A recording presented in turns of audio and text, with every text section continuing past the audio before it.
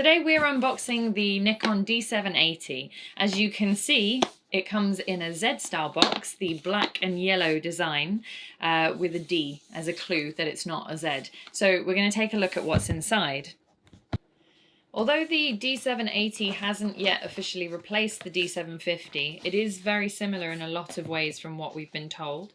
It comes with an English-only instruction manual in our case. And the box itself is a little bit more compact, so they've managed to fit everything into a smaller space, which is good. We've got our UK AC cable.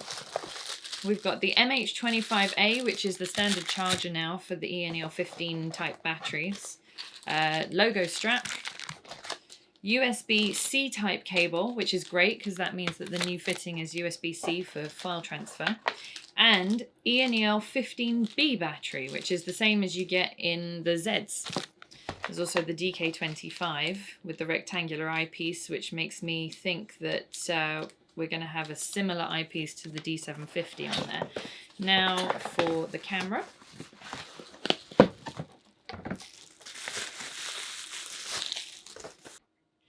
Alright, so here it is out of the box. The battery that came in the box didn't have any charge in it, so I've just popped a battery in so that we can see what it looks like.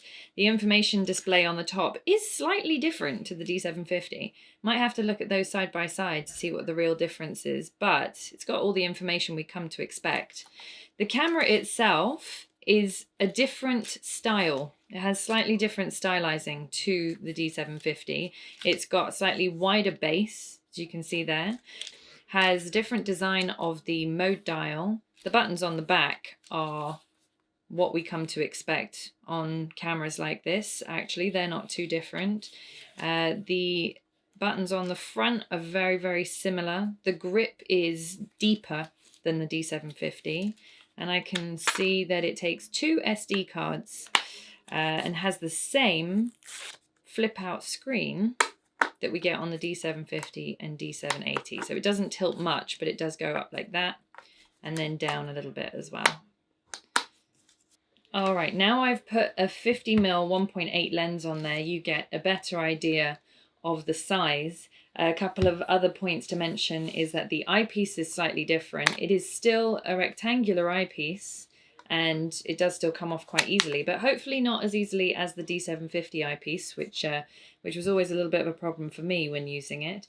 It also has a charge indicator light. Now, because it comes with the USB-C type cable, that leads me to believe that you can charge it via USB, which is an attribute taken from the Z6 and Z7. So that would be quite interesting to look at. We are going to do a more in-depth video and discussion on the D780 once we've had a chance to have a play with it. But hopefully, with that little guide there, you can see what it looks like and what comes in the box. I wanted to mention before I leave you and see you in the next video, where we will be talking about the finer specs of the 780, that it doesn't take a battery grip. So, to be continued.